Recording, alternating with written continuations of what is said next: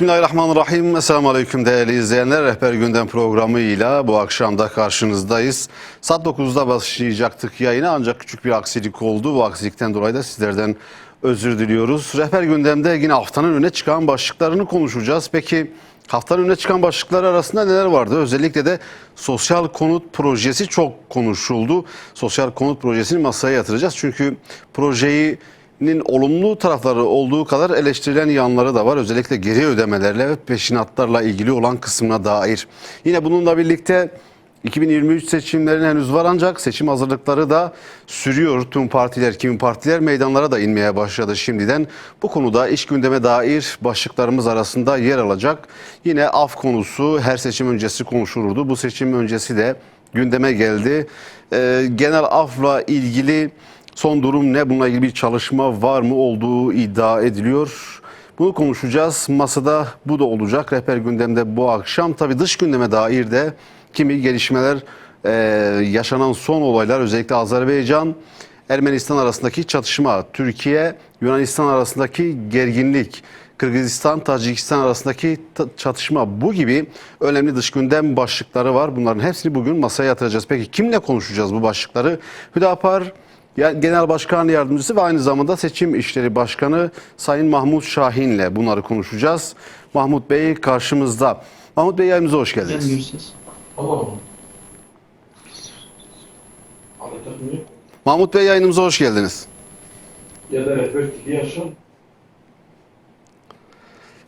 Mahmut Bey, sesimi alabiliyor mu?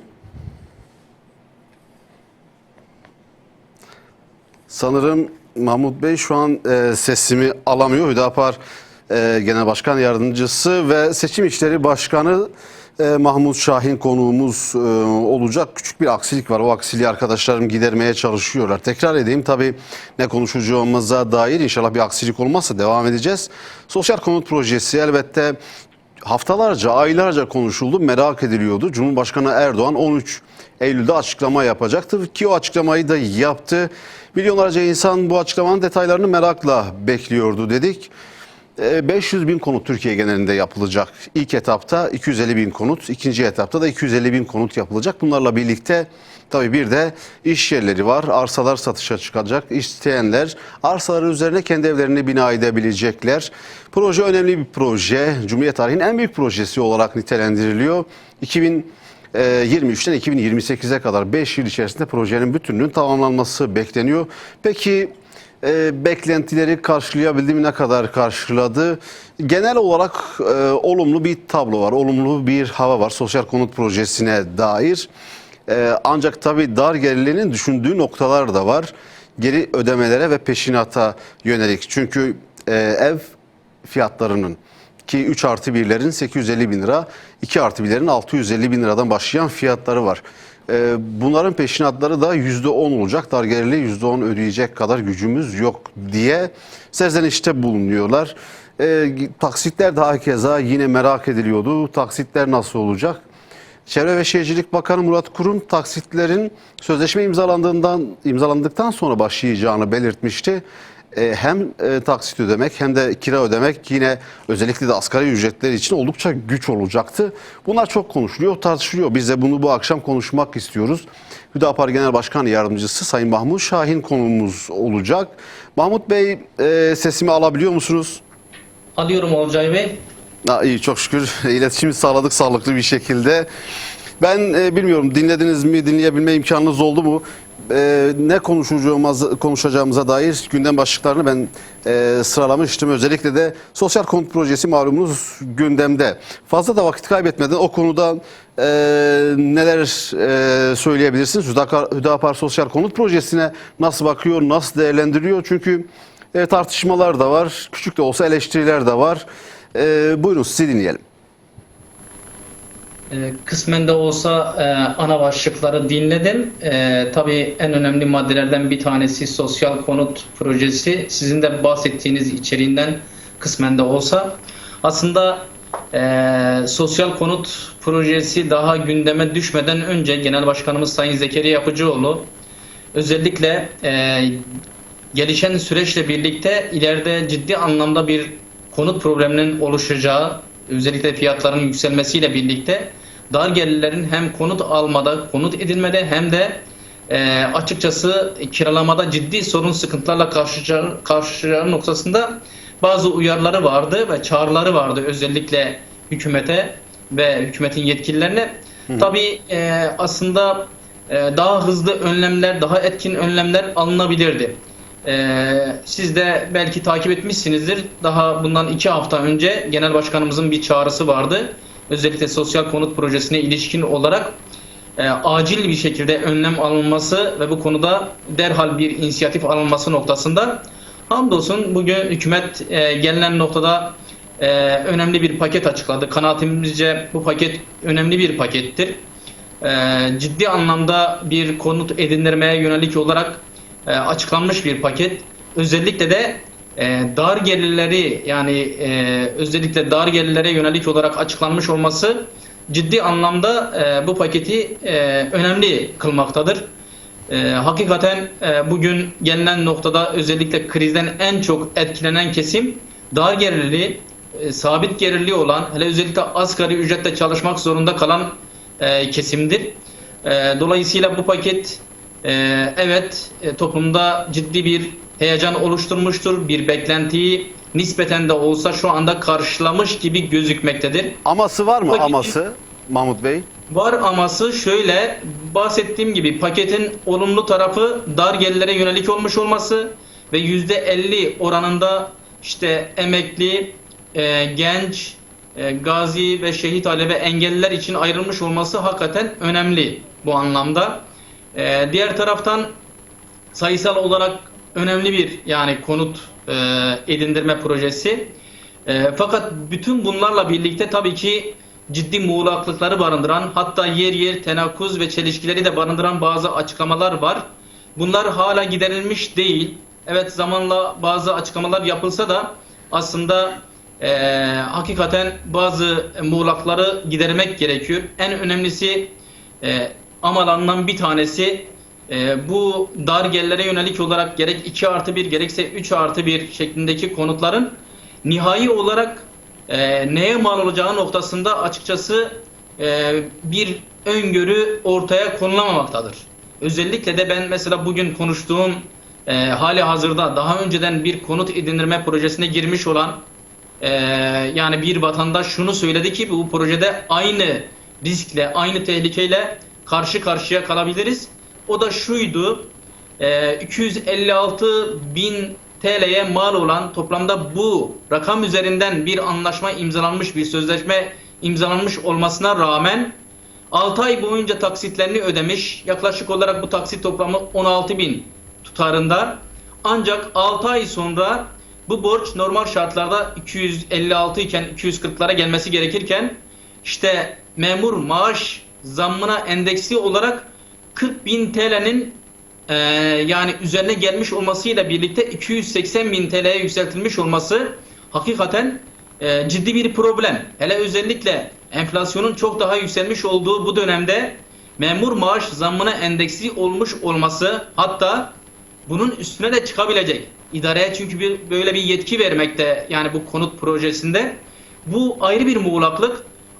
Bu muğlaklık olmasa dahi yani memur maaş zammına endeksli bir artırım dahi söz konusu olsa aslında borcun hiç düşmediği, belki de alabildiğince arttığı yani bir projeden bahsediyoruz. Dolayısıyla bu anlamda açıkçası özellikle daha sınırlı bir yani zamla gidilmesi, tabii ki hükümet belki bu konuda işte hep biz zaten memur maaş zammının altında zam yaptık şeklindeki bir yani bir savı dile getirebilir. Ancak bu da yeterli gelmemekte. Diğer taraftan hakeza %40 sübvanse edildiği yani hükümetin aslında indirimli bir konut projesi şeklinde yani açıklamış olması bu anlamda da açıkçası maliyetler noktasında nasıl sübvanse ediliyor, nasıl bir indirimli konut projesidir? Tabii ki bu tartışılmaktadır. Çünkü özel piyasada şu anda ticari piyasada da metrekare maliyetleri mevcut yani satışa sunulan metrekare maliyetlerini bulmamaktadır. Dolayısıyla bu anlamda da aslında bu hükümet tarafından indirim ya da sübvanse edilmesi şeklindeki açıklamaların biraz daha gerçekçi bir zemine oturması gerektiğini düşünüyorum. Diğer taraftan sizin de bahsettiğiniz üzere daha önceden aslında ilk taksitlerin konutların teslimiyle birlikte başlayacağı noktasında bir açıklama vardı. Ancak her nasılsa bu açıklamadan rücu edilerek işte sözleşmenin imzalanması tarihiyle taksitlerin ödeneceği şeklindeki bir açıklama açıkçası dar gelirlere yönelik olan bu projeyi alabildiğince sınırlandırmaktadır. Sizin de bahsettiğiniz üzere dar gelirli vatandaşların bir taraftan düşünün konut teslim edilmemiş, eğer kiradaysa kira ödeyecek, diğer taraftan bu taksitleri ödeyecek ama bir taraftan da ayakta durmaya çalışacak, geçimini sağlamaya çalışacak. Şimdi Mahmut Bey, geçtiğimiz günlerde Çevre ve Şehircilik Bakanı Murat Kurum'a bu soru soruldu. Yani hem kirayı ödeyecekler hem de taksiti ödeyecekler, dar gelirli, özellikle de asgari ücretli burada zorlanmayacak mı diye ilginç bir cevap verdi Sayın Bakan. Dedi ki evet, onlar için zor bir süreç olacak. Eşleri de çalışmak zorunda olacak. Bununla birlikte biraz da eş dosttan borç edinecekler. Bu süreci zorlukla da olsa atlatacaklar meyanında bazı ifadeler kullandı. Yani 5.500 lira alan asgari ücretli hem ev kirasını verip hem taksit verirken bu işin içine nasıl çıkacak? Aynı zamanda geçinmek zorunda kalacak. Tabii. Yani sadece bu iki taksit de söz konusu değil. Taksit artı kira da değil, geçinmek. Bunun formülünü hakikaten ortaya yani koyabilecek yani bir babayit var mıdır?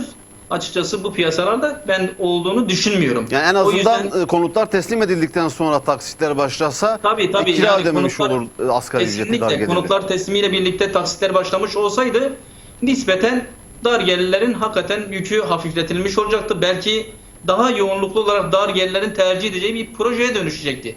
Ancak bahsetmiş olduğumuz yani bu denklemde, bu ekonomik piyasa şartlarında dar gelirlerin hele özellikle asgari ücrete çalışanların bu konuttan faydalanması, böyle bir projeden faydalanması mümkün gözükmemektedir.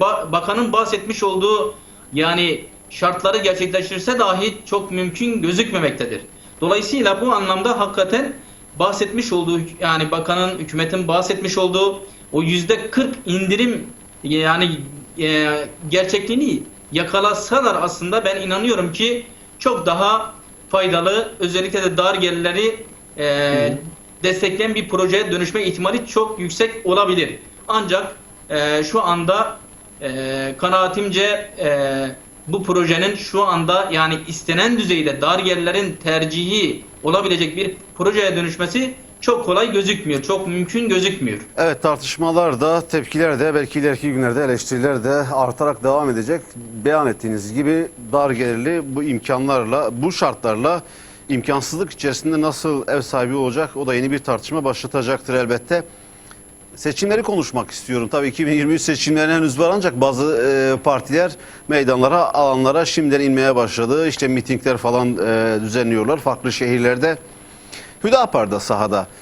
Hüdapar 2023 seçimlerine hazır mı? Hazırlıklarınız nasıl sürüyor? Önce buradan başlayalım. Sonra seçimlere dair farklı sorularım olacak. Olcay Bey, Hüdapar yani seçim endeksli bir parti olmadığını açıkçası yani sadece beyanla, sadece açıklamalarla yani bunu söylemiyor. Aslında uygulamalarıyla bunu ortaya koymuş bir partidir. Tabii ki seçim dönemi daha yoğun çalışmayı gerektiren, daha hazırlıklı olmayı gerektiren dönemlerdir. Hüdapar olarak biz özellikle 2023 Haziran'da yapılacak ki zamanında yapılırsa bu tarihte, bu ayda bu seçimlere yoğun bir çalışmayla hazırlıklarımızı sürdürmekteyiz. Erkene alınmış bir seçim söz konusu olursa ki biz bu şartlarda çok gerçekçi görmüyoruz. Belki 1-2 ay erkene alınabilir çok farklı sebeplerden dolayı. Hüdapar olarak biz bütün teşkilatlarımızla, sahadaki bütün çalışanlarımızla, ilçe teşkilatlarımızla seçime hazırız. Özellikle genel başkanımızın ki siz de takip ediyorsunuz. Hemen hemen Türkiye'nin gitmediği il, değmediği yani sınıflar kalmadı. Çok yoğun bir şekilde sahada çalışmalarını yürütmekte.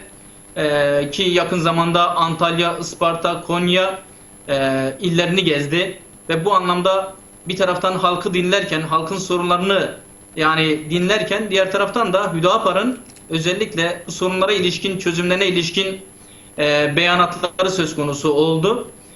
Ben inanıyorum ki bütün yani bu Genel Başkanımız Sayın Zekeriya Akıcıoğlu'nun beyanatları olsun, parti teşkilatlarımızın çalışmaları olsun, bu anlamda geldiğimiz noktada Hüdapar'ın 2023 seçimlerine hazır olduğunu net olarak söyleyebilirim.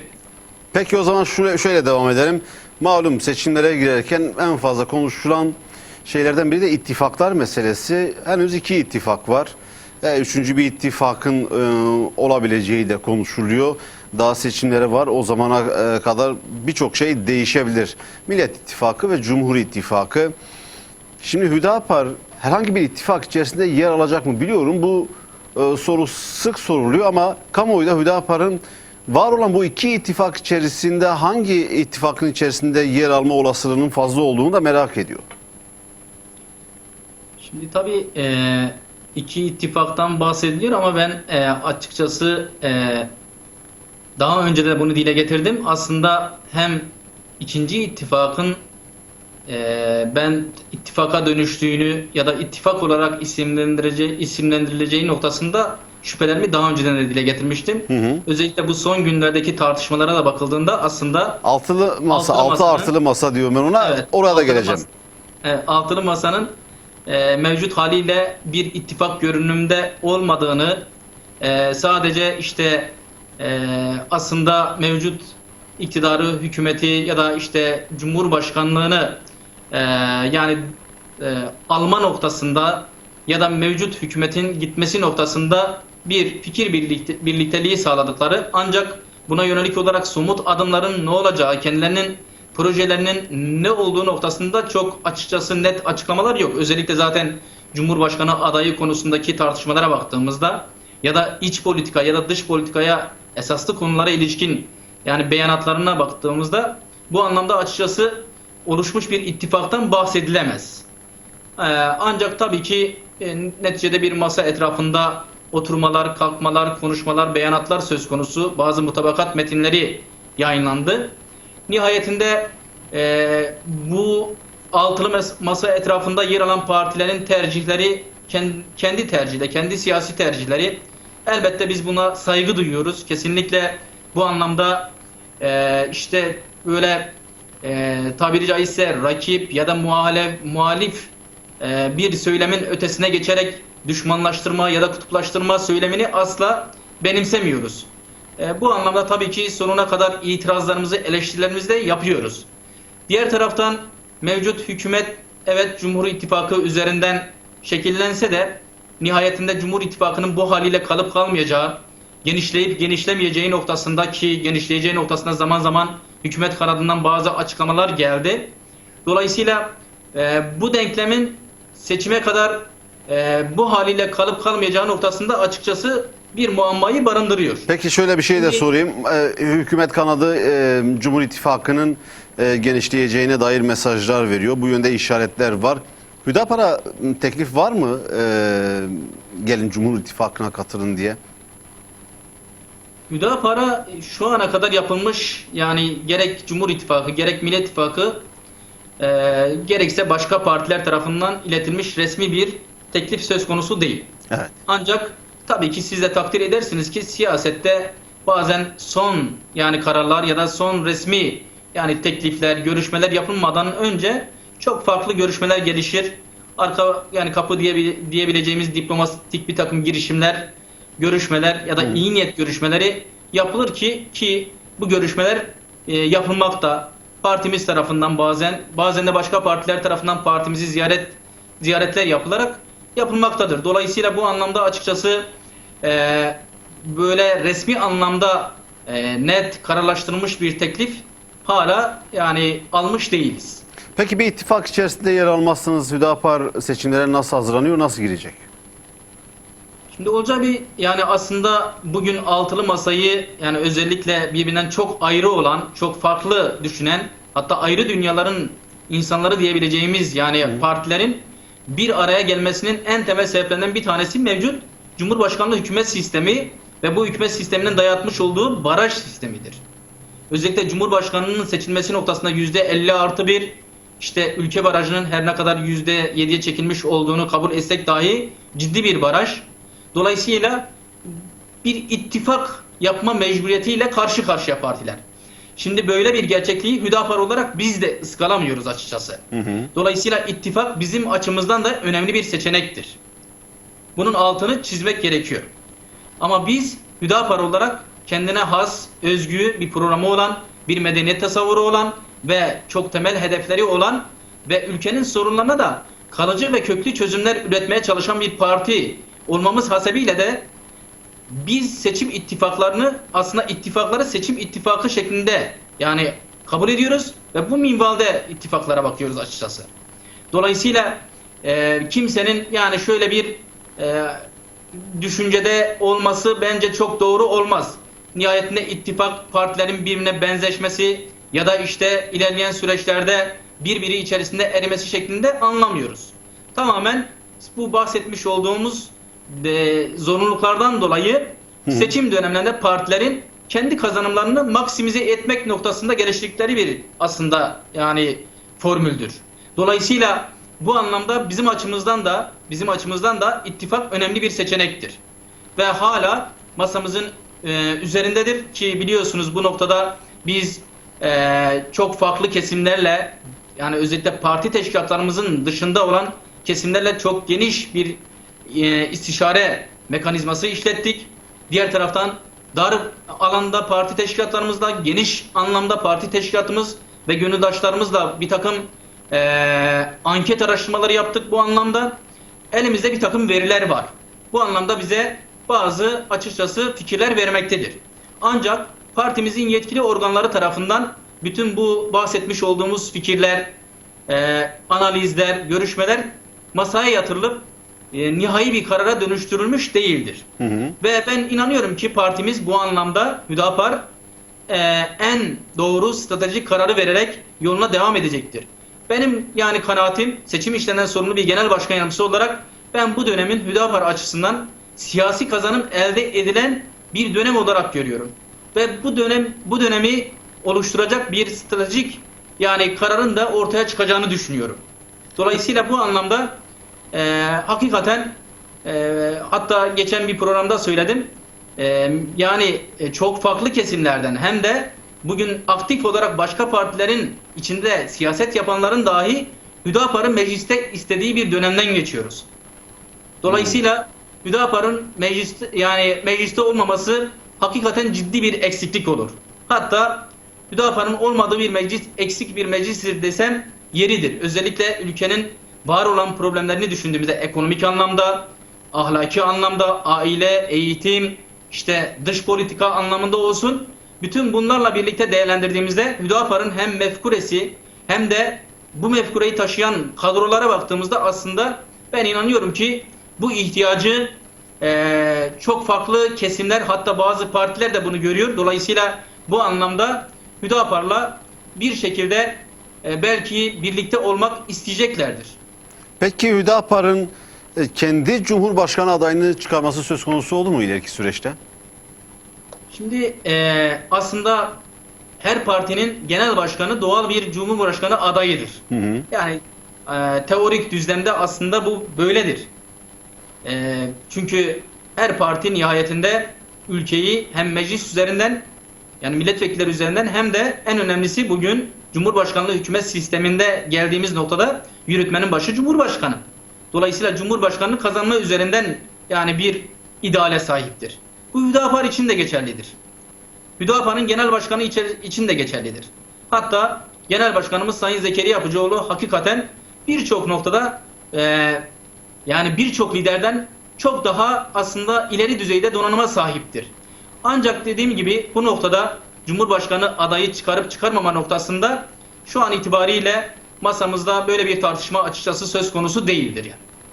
Ama bir ihtimal de vardır diyorsunuz. İleriki süreçte neler yaşanır belli olmaz. Teorik herhalde anlamda açıkçası dediğim gibi şu anda yani özellikle düşünsel olarak teorik anlamda genel başkan her parti için bugün ittifak içerisinde yer alan bütün partiler açısından söylüyorum yani. Evet. Genel anlamda bu böyle bir ön kabul vardır. Bu Bu partimiz için de geçerlidir. Ancak dediğim gibi yani Cumhurbaşkanını çıkartıp çıkartmama şeklinde bir yani tartışma şu anda Hüdapar'ın gündeminde yoktur. Peki 6 artılı masa var, bir de 6 artılı masa var. Bu masa da ara ara bir araya geliyor. Tabii bu masada bulunan partiler ve masada bulunmayan ve bu masaya dolaylı olarak bir şekilde destek veren partiler de var. O yüzden 6 artılı masa deniyor. Öncelikle bu masadan, Cumhur İttifakı'ndan, Millet İttifakı'ndan bağımsız olarak soruyorum bunu. Bu masadan Hüdapar'a yönelik bir teklif, bir diyalog zemini oluştu mu? Böyle bir irtibat, ilişki oldu mu? Davet oldu mu? Bunu merak ediyorum. Bununla birlikte tabii Hüdapar'ın 6 artılı masaya da yaklaşımını kamuoyu merak ediyor. Evet. Şimdi Olcay Bey, hakikaten Hüdapar yani ezberleri bozan bir partidir. Bu noktada neden bu cümleyi söylüyorum? Yani alışık olduğumuz siyaseti kendisine yani yol edilmiş bir parti değildir. Daha ziyade kendisine has bir programı olan ve bu programı gerçekleştirmek noktasında kendine has bir yürüyüşü olan ve en önemlisi de bunun yolunu, yöntemini, uslubunu yine kendisine has kılan bir partidir. Şimdi bakın Millet İttifakı yani daha doğrusu Millet İttifakı'na yönelik olarak bizim bugüne kadar açıklamamıza bakarsanız özellikle bu masa etrafındaki yani bileşenlere baktığımızda bu partilere yönelik olarak partimizin kullanmış olduğu dil ortadadır. Biz bu partilerin dediğim gibi tercihlerine siyasi tercih gözüyle bakıyoruz. Bir siyasi tercihtir. Nihayetinde kendi tercihleridir. Saygı duyuyoruz ama dediğim gibi çok farklı noktalardan eleştiriyoruz. Nihayetinde bu tercihle birlikte herkes yani seçim sonucunda siyasi bir sorumluluk sahibi olacak ve nihayetinde bunun hesabını bir şekilde sandıkta verecektir. Bunun hesabını bir şekilde millet soracaktır. Bu partiler için geçerli olduğu gibi bizim için de geçerlidir açıkçası. Millet İttifakı diye nitelendirilen ya da altılı masa, daha doğrusu altılı masa desek daha doğru. Altılı masa bileşenlerinden gelen yani ittifak anlamda millet yani o altılı masa adına gelen herhangi bir teklif bize söz konusu değildir. İletilmiş bir teklif söz konusu değil. Ancak altılı masanın etrafındaki partilerle zaman zaman biliyorsunuz basına yansıyan görüşmelerimiz de oldu. O partiler tarafından partimize yapılan ziyaretler, bizim onlara yapmış olduğumuz ziyaretler vardı. Ancak dediğim gibi bu görüşmelerde herhangi bir ittifak görüşmesi gündeme gelmiş değildir. Ancak dediğim gibi burada Hüdapar'ın Türkiye'de siyaset yapan bütün partilere bakış açısı şudur. Biz hiçbir partiyi düşman gözüyle yani düşman nazarıyla bakmıyoruz hiçbir partiye. Peki o zaman şunu da konuşmak isterim. Son zamanlarda tabii bu altılı masada da çok tartışma var. Cumhurbaşkanı adayı henüz belli değil. Cumhurbaşkanı adayı belli olacak mı, olmayacak mı? Kim Cumhurbaşkanı olacak? Bir taraftan iktidar bu altılı masayı sıkıştırıyor. Bir taraftan da kamuoyunun merakları var. Bir taraftan da masa içerisinde bazı tartışmalar var. İşte geçtiğimiz günlerde yine CHP yetkilileri Kılıçdaroğlu aday olmazsa masa dağılır demişti. Bir başka CHP yetkilisi HDP'ye bakanlık verilebilir demişti ki HDP zahiren şeyde görünmüyor. O masadaki sandalyelerin üzerinde oturmuş bir parti olarak görünmüyor ama dışarıdan desteği biliniyor. Şimdi bu tartışmalar nereye varır? Bu masa dağılır mı, yerinde kalır mı seçime kadar? Açıkçası bu tartışma yani bizim gündemimizi çok meşgul etmiyor. Bunun altını özellikle çizmek istiyorum. Çünkü nihayetinde evet bir sorun var ve bu sorun da onların sorunudur. Evet. Belki de dediğim gibi çünkü burada böyle işte somut bir takım yani ülkenin somut problemlerine somut çözümlerle oluşturmuş bir masa değildir. Çok farklı sahiplerle oluşmuş bir masa olması hasebiyle ilerleyen zamanlarda özellikle Cumhurbaşkanı adayı ve daha farklı meselelerle ilgili olarak ben çok daha farklı tartışmaların kendi işlerinde yaşayacağını düşünüyorum. Bu anlamda bu sorun tabii ki önemlidir ama kendilerinin meselesidir. Peki. Nihayetinde biz burada özellikle dediğim gibi halkın da açıkçası böyle gündeminde olan, özellikle halkın da çok gündeminde olan bir mesele olduğunu ben çok fazla düşünmüyorum. Suni bir gündem diyorsunuz bu. Tabii. Peki şimdi seçimleri konuştuğumuzda her seçim öncesinde konuşulan bir diğer konu da genel af meselesi. Geçtiğimiz günlerde gündeme geldi. İşte MHP'nin genel afla ilgili bir çalışma yaptığına dair bazı bilgiler, kulis bilgileri ortaya atıldı. Az önce de ifade ettim. Seçim süreçlerinde bu tartışmalar hep yaşanır ancak içi doldurulmaz ve havada kalır. Şimdi Hüdapar genel af meselesine nasıl bakıyor? Genel af meselesi Türkiye'de tartışılmalı mı, konuşulmalı mı? Ve bir af çıkacaksa kimleri nasıl kapsamalı? Aslında af meselesi tabii çok hassas bir konu. Nihayetinde burada hakikaten bir tarafta işte hem yargılamadan kaynaklı hem de ceza infaz sisteminden kaynaklı çok temel problemler var. Dolayısıyla hem bu anlamda yargılama konusu olan yargılanan yani sanıkları, mahkumları ve bunların ailelerini ilgilendirmekle birlikte ama diğer taraftan da özellikle adli suçlarda özellikle mağdur olan kesimleri de düşündüğümüzde dolayısıyla birçok boyutuyla ele alınması gereken bir konu. Ancak biz Hüdapar olarak hep şunu söyledik. Aslında affedilmesi gereken birileri varsa özellikle siyasi davalardan yargılananlara yönelik bir af yetkisinin devlet tarafından kullanılması en doğrusudur. Çünkü burada hem burada yani affetme yetkisi olan yani bir alan söz konusu hem de siyasi davalarla ilgili olarak özellikle geçmiş dönemlere baktığımızda çok ciddi anlamda hukuksuzlukların, yargısız infazların gerçekleştiğine yani şahit olduk. Bu anlamda hem böyle bir yani süreç yaşayan yani siyasi mahkumlar ortadayken hep çıkan infaz düzenlemelerine baktığımızda tam tersi yapılmış hükümetler tarafından, iktidarlar tarafından.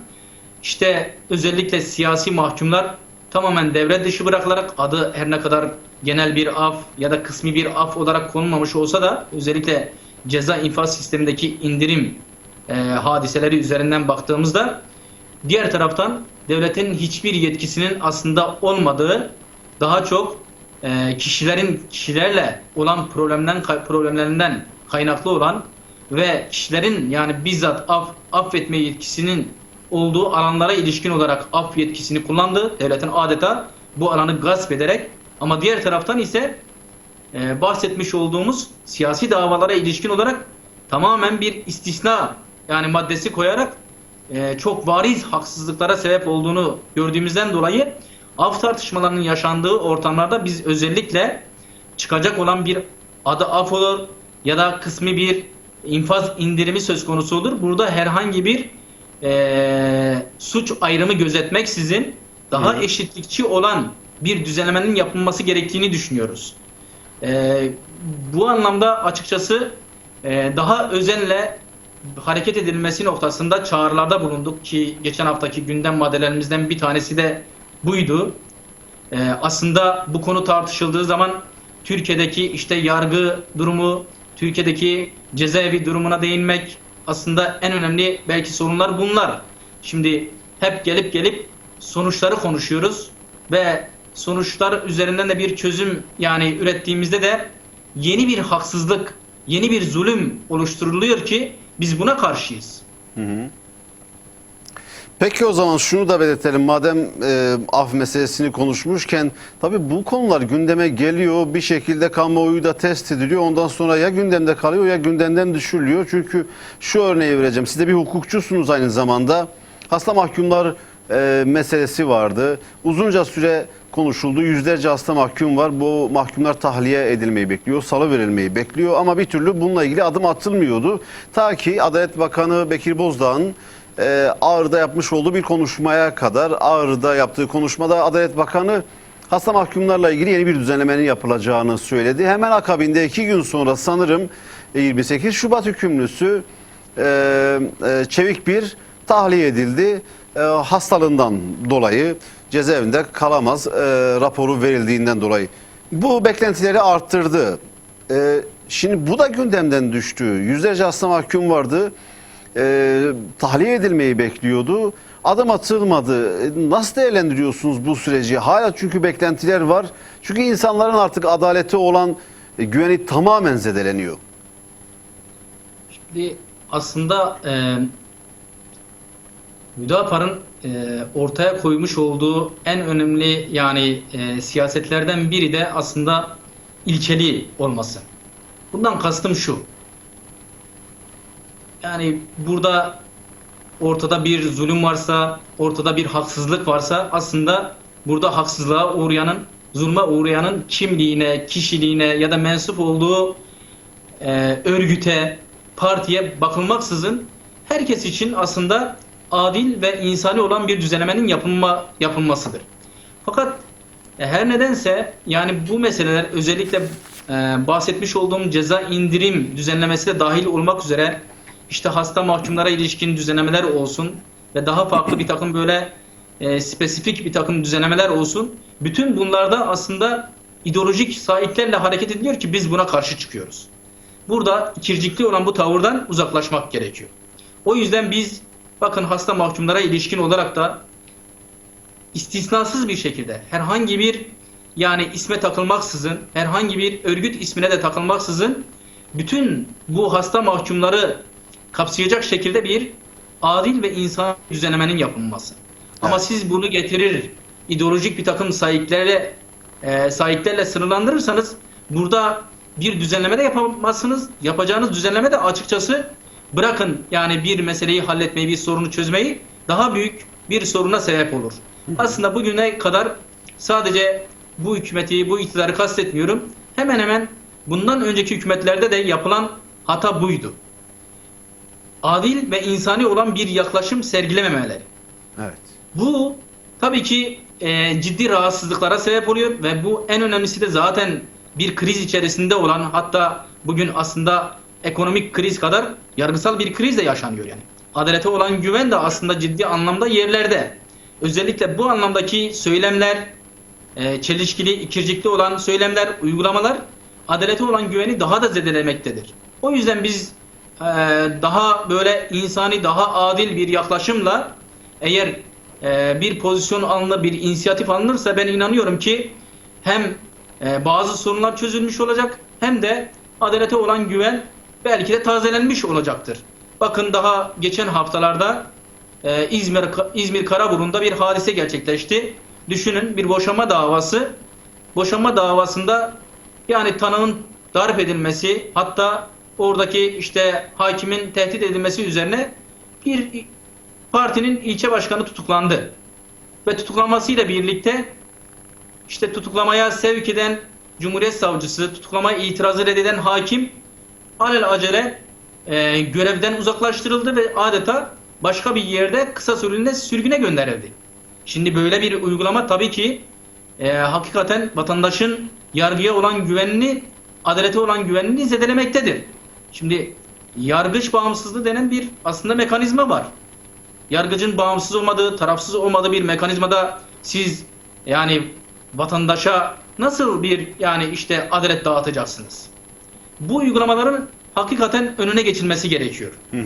Aksi takdirde bahsedilen açıklamalar, çelişkili açıklamalar yapılmış olmasına rağmen somut bir takım adımlar atılmaması ya da yargı içerisinde yargıç bağımsızlığını ve tarafsızlığını zedeleyecek bir takım uygulamalar ve adımların atılmış olması bahsetmiş olduğumuz aslında yargının içinde bulunmuş olduğu krizi daha da çok derinleştirmektedir. O yüzden biz meselelere, daha doğrusu böyle özellikle temel meselelere hem kalıcı hem de kurumsal bir takım çözümler önermekteyiz ve yer yer bazen sesimiz duyulmakta, hatta uygulamaya da konulmaktadır ama çok yetersiz olduğunu düşünüyorum. Bu anlamda Hüdapar'ın sesi, eğer ben ki inanıyorum önümüzdeki seçimlerde mecliste temsil edilmesi durumu söz konusu olursa elimiz bu anlamda çok daha güçlenecek. Ben inanıyorum ki doğruya destek, yanlışa da set olma noktasında elimiz çok daha güçlü olacak. belki bu anlamda fiilen de bu süreçlerin içinde olacağız. Peki o zaman biraz da Mahmut Bey süreyi de daha olumlu kullanma adına dış gündemi de kısa kısa başlıklarla konuşmak istiyorum. Dış gündeme dair de sıcak gelişmeler var doğrusu. Türkiye Yunanistan arasında bir gerilim söz konusu. Bu gerilimin biraz da arka planını konuşmak istiyorum. Çünkü Yunanistan'ın tacizleri devam ediyor. Adaların silahlandırılması, Türkiye ait gemilere ateş açılması, uçakların Türkiye jetlerinin radarların Türkiye jetlerine kilitlenmesi gibi olaylar yaşanıyor. Yani felaket tellallığı gibi olmasın ama neredeyse bir çatışma an meselesi gibi ki Cumhurbaşkanı Erdoğan'ın da Savunma Bakanı da bu konuda sert keskin açıklamaları var Yunanistan'a yönelik. Ne oluyor? Bu gerilimi nasıl değerlendiriyorsunuz? Bir de tabii Amerika gerçeği var. Evet. Aslında tabii özellikle ülkeler arasındaki bu gerilimi sadece ülkelerle sınırlı okumak çok doğru olmaz diye düşünüyorum. Yani bir tarafta Ukrayna, işte Rusya savaşı, bir tarafta Suriye'deki çatışmalar, iç savaş ve emperyal güçlerin sürece müdahil olması ve orada işte kalıcı üsler kurması. Diğer taraftan bahsettiğiniz üzere yani bugün işte Yunanistan'da yani 2021'deki özellikle Yunanistan ABD arasında savunma işbirliğine ilişkin çok kapsamlı bir anlaşmanın yapılmış olması ve akabinde de çok hızlı bir şekilde hemen hemen yani Girit'ten tutun Dede Ağaç'a kadar Yunanistan'ın bütün topraklarını kapsayacak şekilde üsler kurmuş olması, işte Türkiye'ye yönelik olarak F-35, yani F-35, F-16'ların durdurulmuş olması ve yer yer tacizlerin olması, her ne kadar bunu işte ABD ya da Yunanistan bunu Rusya'ya karşı yani geliştirdiğini söylemiş olsa da aslında Türkiye'ye yönelik olarak çok ciddi bir çevreleme politikasının ortaya konulduğunu, belki ilerleyen süreçte çok daha farklı müdahalelere müdahaleler olabileceği noktasında Şimdi açıkçası. Mahmut Bey işin ilginç tarafı bir de şu: iki ülkede NATO üyesi. İki ülkede NATO üyesi olmakla birlikte Amerika Türkiye'nin talep ettiği silahları Türkiye'ye vermiyor ama Yunanistan'ın talep ettiği silahları, belki de talep etmediği silahları dahi Yunanistan'a veriyor. Şimdi böyle bir durum da söz konusu. NATO adına işte böyle bir tezat da var. Tabii Evet. okumalar da farklılaşabiliyor bunlar yaşandığı süreçte. Kesinlikle, fakat artık açıkçası özellikle yani dünya belki işte tek kutuplu iken son dönemdeki gelişmelere baktığımızda aslında çok kutuplu olmaya doğru çok farklı adımlar atılmaya başlandı. Bu adımları atan ülkelerden bir tanesi de Türkiye. Bunu da görmek gerekiyor. Yani bir taraftan NATO'yla, Birleşmiş Milletler'le çok farklı, çok güçlü ilişkilere sahipken ama diğer taraftan da Türkiye işte daha dün siz de takip etmişsiniz. Şanghay mesela İşbirliği örgütündeki toplantıda çok farklı bir takım görüşmeler yapıldı. Evet. Ki biliyorsunuz Türkiye aslında diyalog grubu içerisinde, belki ilerleyen süreçlerde Şanghay İşbirliği Örgütü'ne üye olma ki bu iradesini ortaya koymuş. Aslında bunun yani başlangıçta her ne kadar işte güvenlik üzerinden yani oluşturulan bir işbirliği ve çok sınırlı sayıda ülke, yani ki biliyorsunuz o zaman yani Şanghay Beşlisi ki Rusya, Çin, işte Kırgızistan, Kazakistan, Tacikistan şeklinde yani kurulan bir örgütten bahsediyoruz. Sonradan genişleyerek işte Hindistan, Pakistan, İran ve şimdi yani Türkiye'de diyalog grubu içerisinde ve daha çok özellikle de ekonomik yani işbirliklerini geliştirmeye dönük çok farklı, çok aslında Batı'ya mesaj anlamına, ABD'ye ciddi mesaj anlamına gelebilecek adımlar atılmakta ve Türkiye'de bu süreçlerin içerisinde. Dolayısıyla bu anlamda sadece işte Türkiye NATO üyesi olmakla işte bu gelişme nasıl oluyor şeklindeki bu tenakkuzu açıkçası biraz da bunun yani yansımaları üzerinden okumak gerekiyor. Ben inanıyorum ki bu anlamda işte her ne kadar yani işte Rusya'ya karşı geliştirilen bir silahlanma politikası olarak ABD bazı açıklamalarda bulunsa da bunun Türkiye ile de çok yakından ilişkili olduğunu düşünüyorum. Peki. Tabii kolay kolay yani böyle ciddi sıcak çatışmalara dönüşür mü? Açıkçası ben o kanaatte değilim. Ama savaşta biliyorsunuz hani meşhur bir yani cümle var bu konuyla ilgili olarak. Savaş çabuk başlar ancak savaşın yani nasıl biteceği, kim tarafından biteceği veya nasıl sonuçlanacağının noktasında açıkçası bir şeyler kestirmek çok kolay değil. Tabii bunu ülkeler bilir. Özellikle savaş tecrübesi yaşamış olan ülkeler çok daha bunu iyi bilir. O yüzden ben çok böyle işte geniş bir yani şeye yayılarak sıcak bir çatışmaya dönüşeceğini ben düşünmüyorum. Peki o zaman şimdi tabii önünüze haritayı koyduğunuzda dünya haritasının soluna ve sağına baktığınızda tabii durduğunuz konuma da bağlı bu.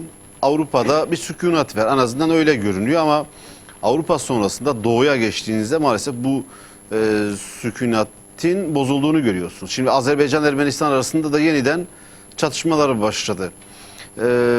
Çok sayıda bu çatışmalarda taraflar askerini de yitirdi. Şimdi bir anda nasıl alevlendi bu, her şey normale doğru gidiyorken gerek Azerbaycan-Ermenistan arasında gerek Ermenistan-Türkiye arasında normalleşme süreci başlamışken?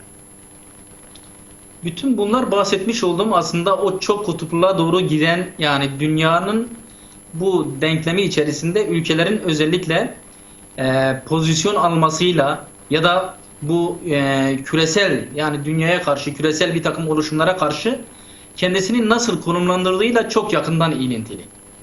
Ama tabii ki burada değişkenler çok çok fazla. Hatta tabii böyle süreçler aslında biraz da iç içe geçmiş süreçlerdir. Yani bir taraftan NATO ülkesi yani bir NATO'ya üye bir ülkesiniz ama bir diğer taraftan da işte NATO'nun en önemli işte ülkelerinden biri olarak kabul edilen işte sizin de sürekli stratejik dostluktan bahsetmiş olduğunuz ülke sizi doğrudan karşısına alabiliyor.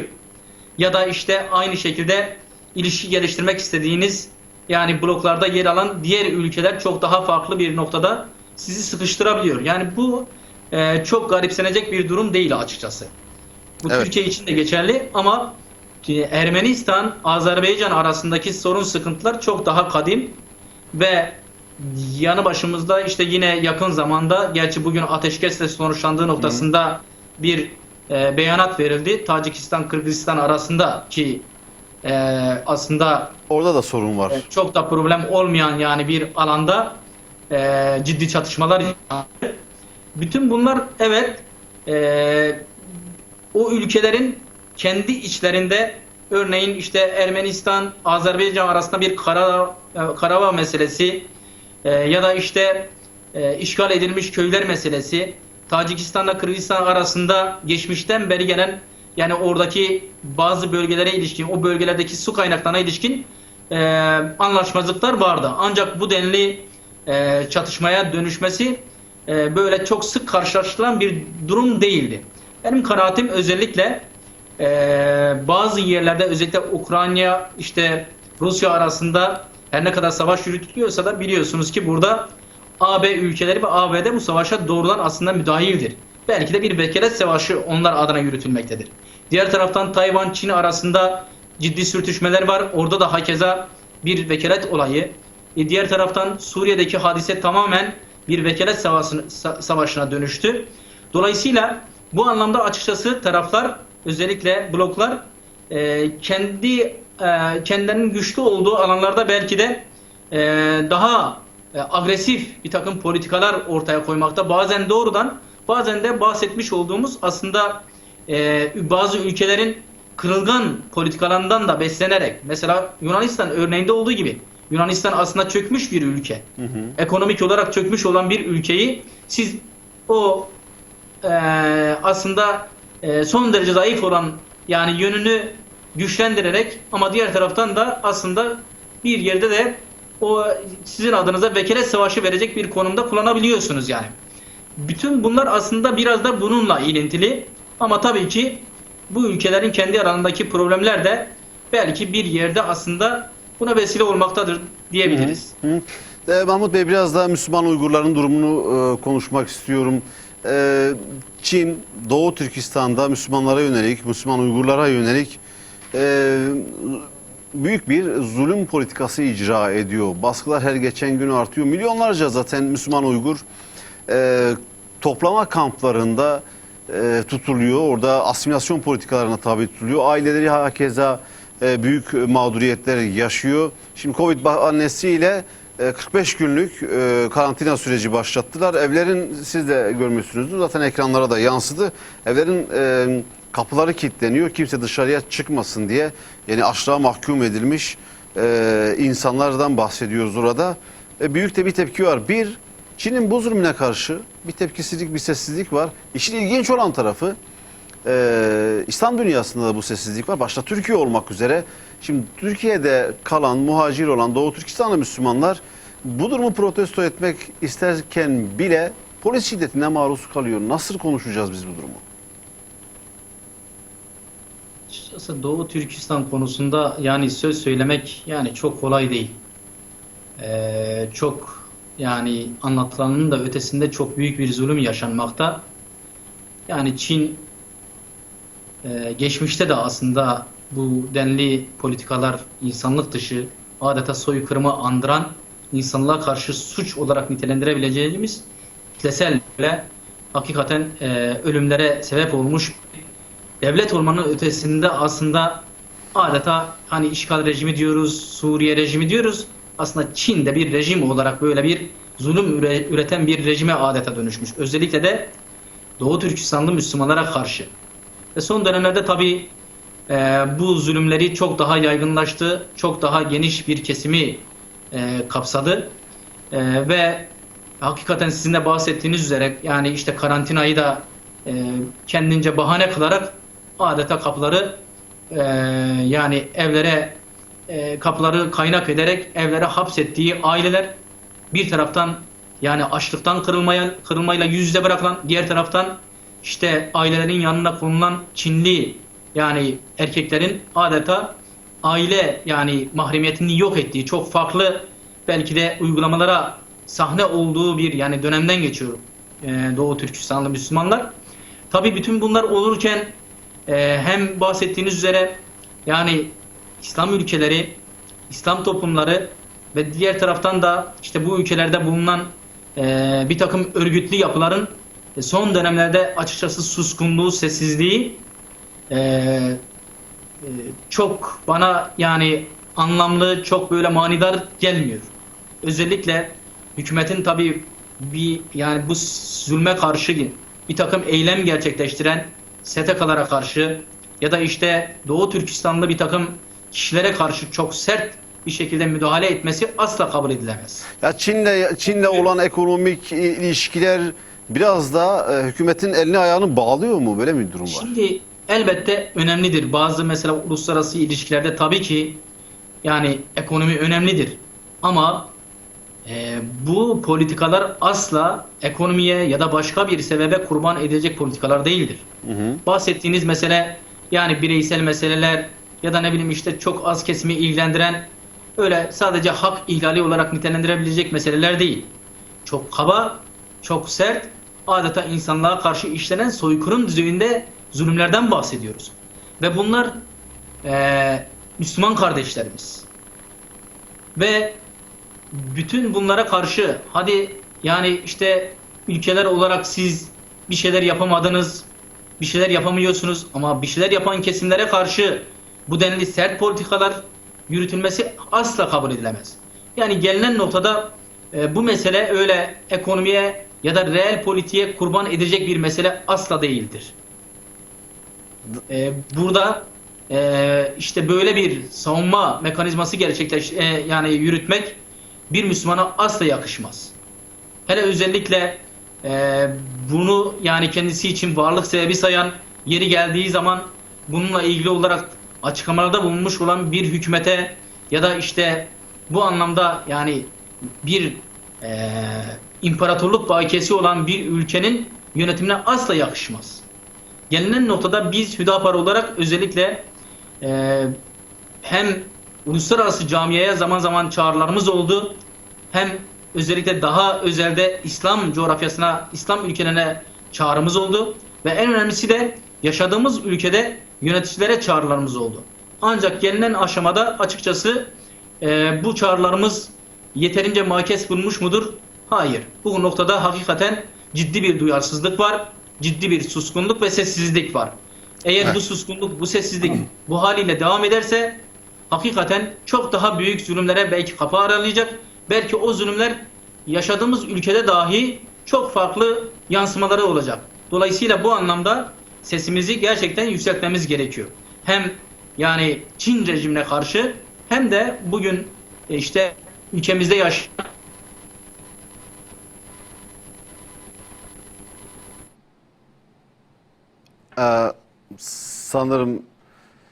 sanırım bağlantımız kesildi. Mahmut Bey, duyuyor musunuz beni?